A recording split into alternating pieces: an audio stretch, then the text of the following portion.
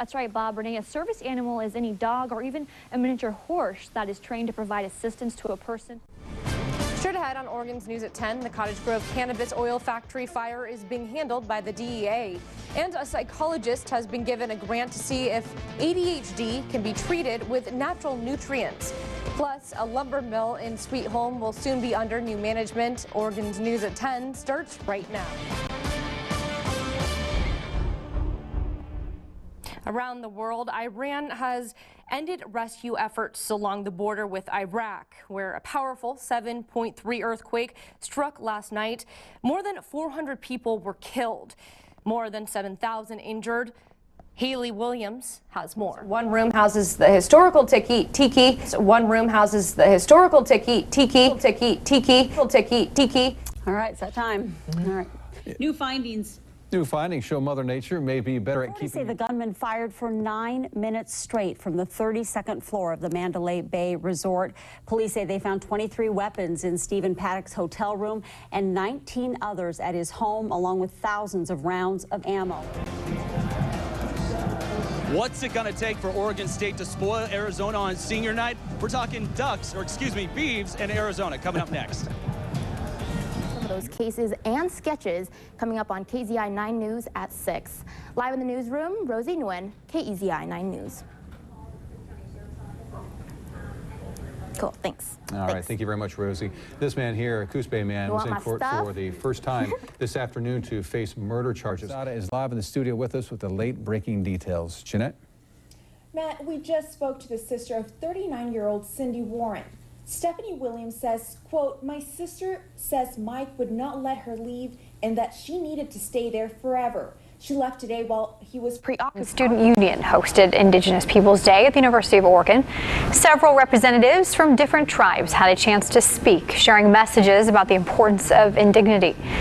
In our body, the National Academies of Science, Engineering, and Medicine say that a healthy only 16% of the island has electricity, and fresh drinking water is scarce. To control internal costs, including health care, they say in order to do that, they need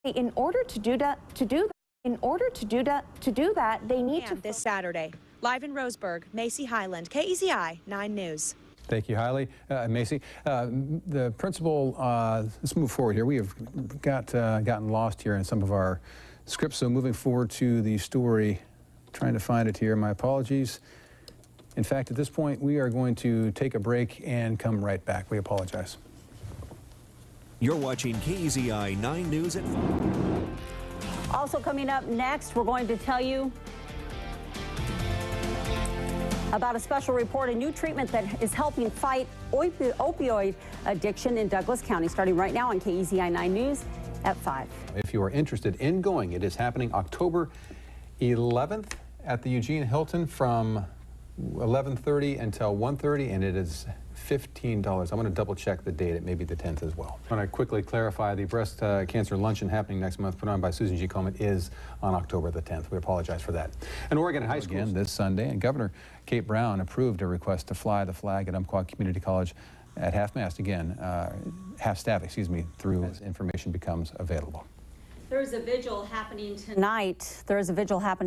To remember. A man connected to 3 armed robberies in August in Lane County will now in a fatal crash that killed 2 people near Santiam Pass. State police have released fires in Douglas and Lane counties. In Roseburg, a family of 5 made it out safely after a house fire last night on Char Street. And clipped in a parking lot. I hit a UPS truck once. That's why when it gets dark, he lights up. Unauthorized use of a vehicle charges, and he is scheduled to be in court tomorrow. Police say a bomb threat. Well, police say that a bomb threat that forced 2 schools to evacuate.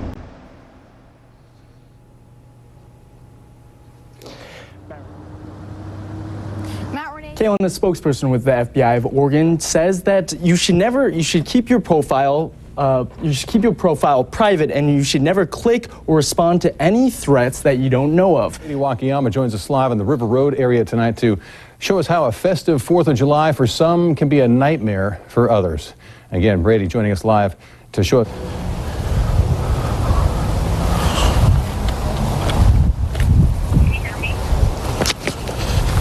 Yes, I can hear you now.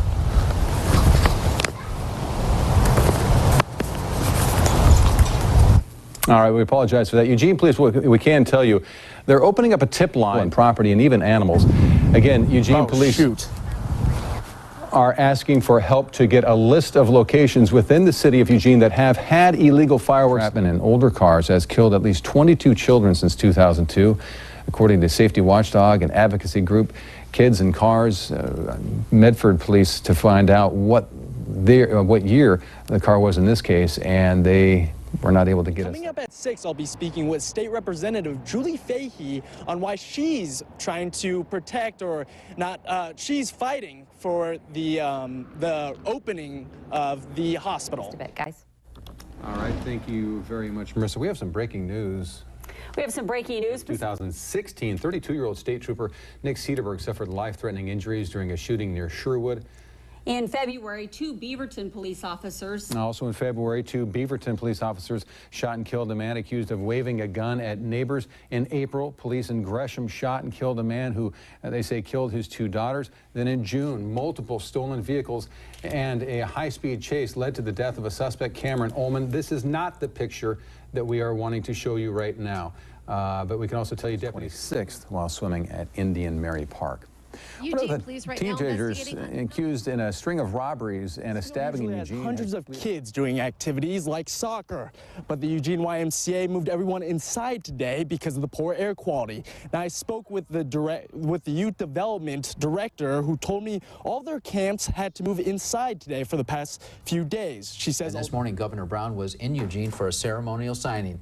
The bill, excuse me. No, this bill will raise gas prices as well as other fees. See everything actually put from plans into real life and see it built.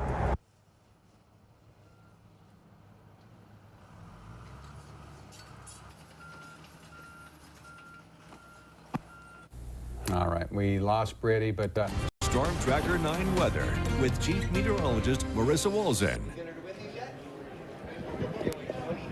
Well, I am live here at the Lane Event Center. Yeah, Matt and Renee, yesterday our air quality was mainly above 300, I guess it was above 300, and right now it is below that, but it is still in the unhealthy range, and we burn off. We're back to sunshine by lunchtime tomorrow. We're back to sunshine by lunchtime tomorrow, and then quickly burn off. We're back to sunshine by lunchtime tomorrow. We're back to sunshine by lunchtime tomorrow. We're back to sunshine by lunchtime tomorrow. We're back to sunshine by lunchtime tomorrow, and then throughout the afternoon and evening. Once we get into the coastal on the afternoon, highs will be in the mid-50s. Once we get into the coastal on the afternoon, highs will be in the mid-50s. So once we get into the coastal on the afternoon, highs will be in the mid, kind of right into this area there. There we go, getting that box kind of zooming in here. There we go, getting that box kind of zooming in here.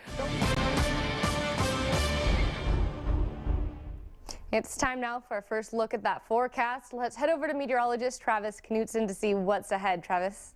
Well, we certainly have a little bit of some, there we go. We have a little bit of some wet weather on the way as we head into the weekend. It's with us for a while. We'll be right back.